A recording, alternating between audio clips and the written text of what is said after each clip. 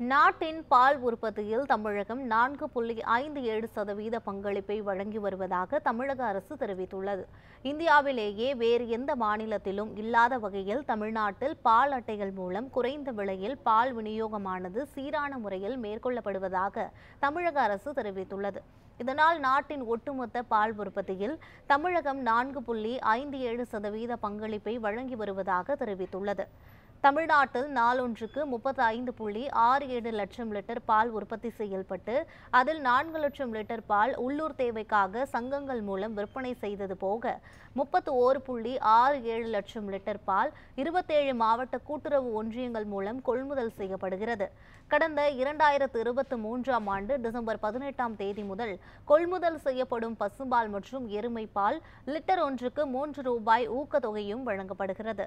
கடந்த ஏப்ரல் மாதம் வரையிலான காலத்துக்கு 108 கோடி ரூபாய் ஊக்கத்தொகையாக பால் உற்பத்தியாளர்களுக்கு வழங்கப்பட்டுள்ளது. 2023-24ஆம் ஆண்டில் ஆவின் பால் மற்றும் பால் பொருட்கள் மின்னணு மற்றும் இணைய வழி வணிகம் மூலம் சுமார் ரூபாய் 30.19 கோடி வரை விற்பனை செய்யப்பட்டுள்ளதாக தமிழ்நாடு அரசு தெரிவித்துள்ளது.